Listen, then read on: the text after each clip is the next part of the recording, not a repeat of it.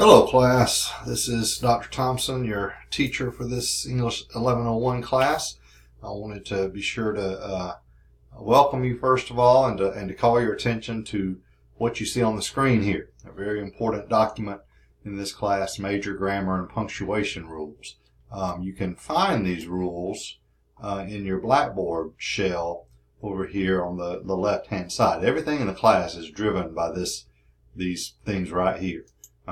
The lessons are the lessons you keep up with for the class. We started with the introduction, of course. Now we've gone on to this one, and we'll move through the lessons till we get to the end. I pretty much finished the class today, the 11th, September 11th. I pretty much have finished the class, and so always keep up with class through the lessons.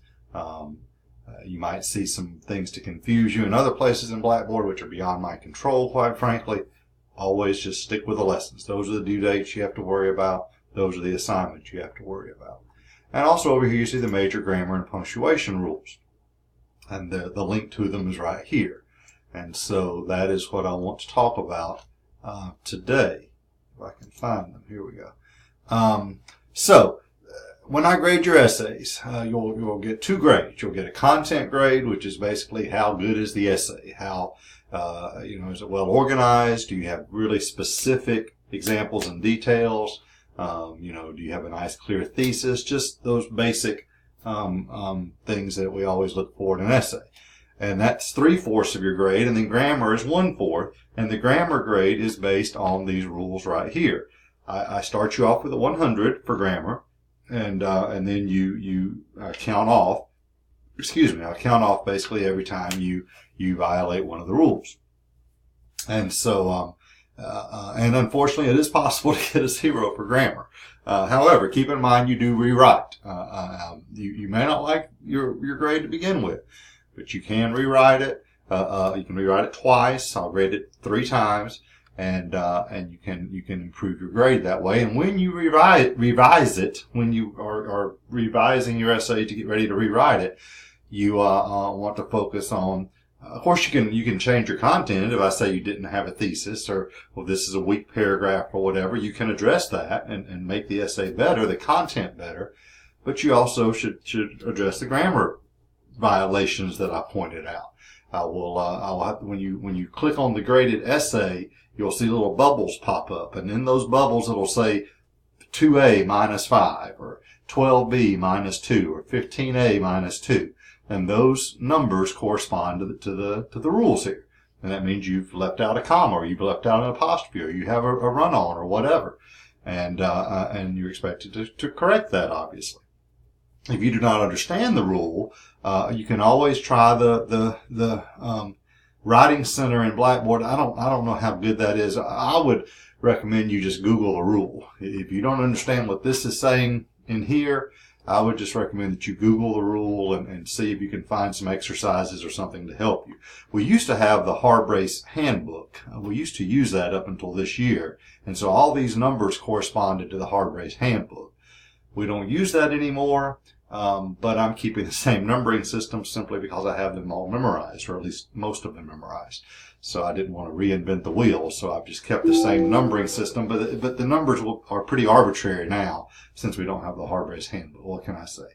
But you can always certainly, if you don't understand what a sentence fragment is, you can certainly Google that and find plenty of information online to help you in your revisions. If you don't know what a sentence fragment is, by the way, you're in trouble. This is a college level class. And certainly at the college level, I don't expect to see many fragments or run-ons. And unfortunately, I often see run-ons, especially. Comma splices, of course, are a form of run-on. A run-on sentence, remember, is just 2 independent clauses, 2 sentences joined together without proper punctuation. If you have 2 sentences, you should separate them with a period, or a semicolon, or a comma followed by a boy's fan word, or a fanboy's word, however you've been taught it in the past. But, or yet, so, for, and, nor. And so those are the ways to separate 2 independent clauses. So if you have a 3A, that means you need to either add a comma followed by a coordinating conjunction, or a semicolon, or a colon, or a period. Those are the ways to fix that. You cannot fix a run-on by adding a comma. Then you've just created a comma splice. and of course a fragment. I don't see a lot of fragments, but certainly fragments are missing a subject or verb, or they are an incomplete thought somehow. I'm not going to go through all of these rules. I do want to point out the biggies, the ones that I count off for the most. 5B, I've seen a lot of these this year in my other classes that have already turned in their first essay.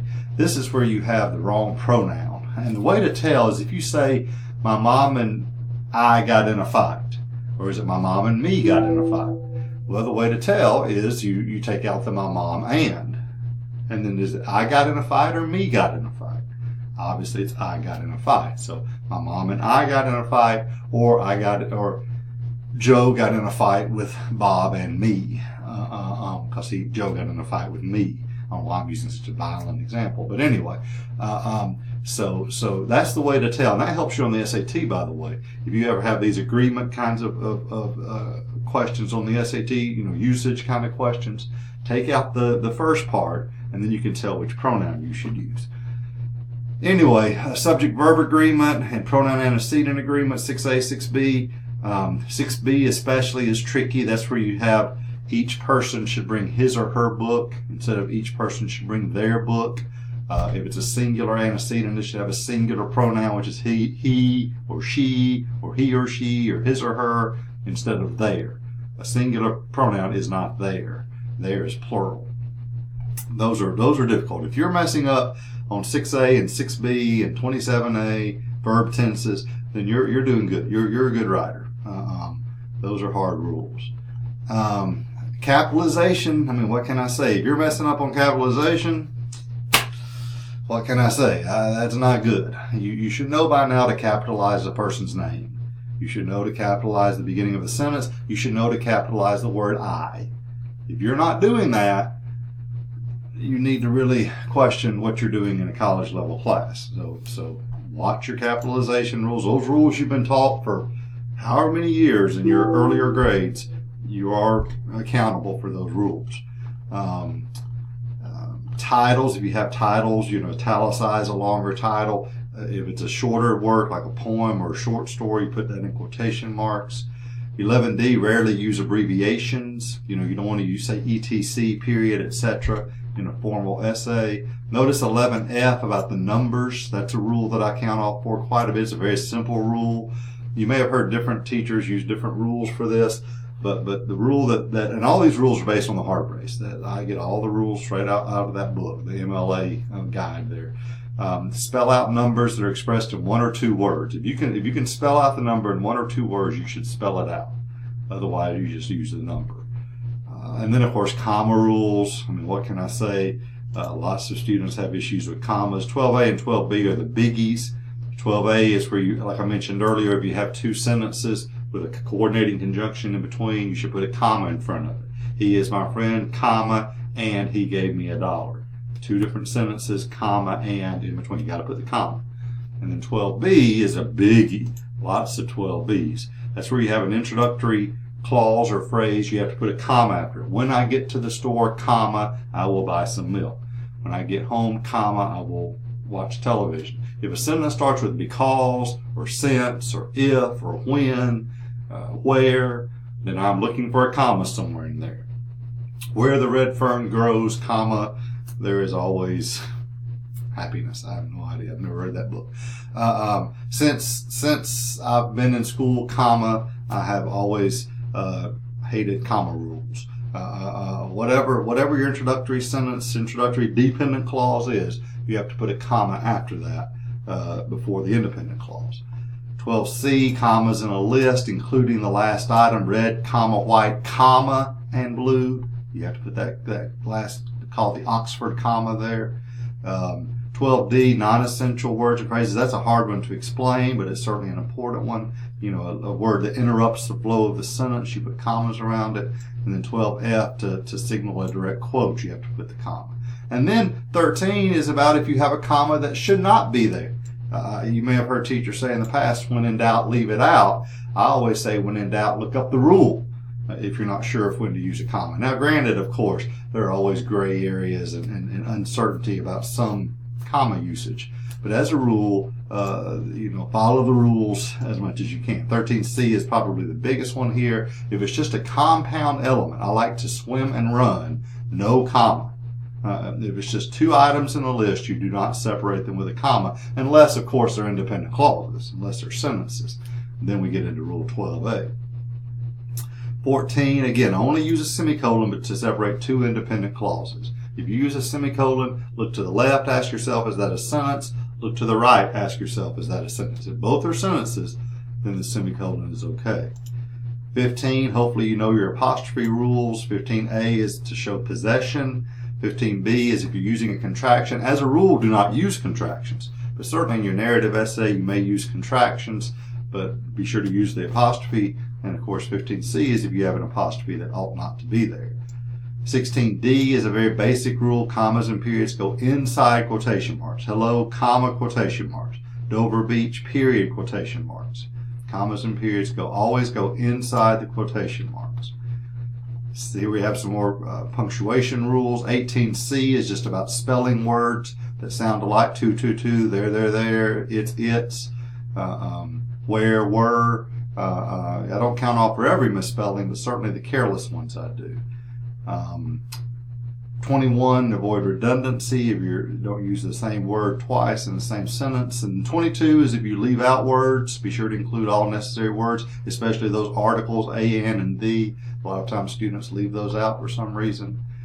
26, parallelism, that's kind of a tricky one. You might want to read the directions there. 27A, verb tenses, is always tricky with students. Sometimes in these narrative essays, the first essays you're writing, you're telling the story from the past. So be sure to stay in the past. You'll have students say, and people, and I know you say this at the lunch table, you'll say, I got home last night and my mom says, whatever. Well, that's wrong. You got home last night and your mom said it in the past. So we're very casual with verb tenses in our spoken language. But in your essays, be sure you're consistent. If you start off in the past tense, stay in the past tense. And the same with present. Now, you may have a reason to shift tenses. I remember, back when I was young and I did these things in the past. I remember it now, but I did them in the past, so I have a reason to shift. But unless you have a reason, do not shift tenses. And 27B, the main problem here is this careless you. Only use you when you mean the reader. I've had students tell me that I should not have an abortion, that I should not abuse drugs. I had a young man one time tell me something like, when you go to hell, it's going to be hot. And I was very offended by that. I said, what do you mean? I don't know if I'm going, hopefully I'm not going to hell. I don't know. But don't say you unless you mean me. Don't say it's the prettiest thing you ever saw because you don't know what I've seen. Don't say, I had one yesterday in my class say something like, this girl always made you feel good. Well, she did. No, she didn't. I don't even know this girl. How is she going to make me feel good? The student meant she always made me feel good. She always made her friends feel good. So watch out for that careless second person. And then of course 33G is just for careless mistakes. Always carefully proofread your essay. Don't do something silly. And then 39A is when we get to research. That one will kick in. So anyway, these rules are very important. Again, I count all 5 points for the first two, fragments and run-ons, 2 points for everything else. And then when you get your paper back, you'll see where I've counted off for these things. You'll go to the list. You'll see what the rule is. You'll learn it if you don't know it. And you will apply it to your essay and add the comma, take out the comma, change the word, do whatever you have to do to make it right, and then you submit it again. And if you're not sure why I counted off, if you have a question, of course you can email me anytime. Email me the sentence and ask, why did you call this? I make mistakes sometimes. Sometimes the answer is I messed up. But ask me, why did you count off here? What can I do to correct this? Anyway, thank you for your attention. This is a very important list that we'll use throughout the semester. I wanted to be sure to bring it to your attention. And again, if you have questions about anything during the class, during the semester, please ask me. I look forward to working with you this semester. And thank you again for your attention. Bye-bye.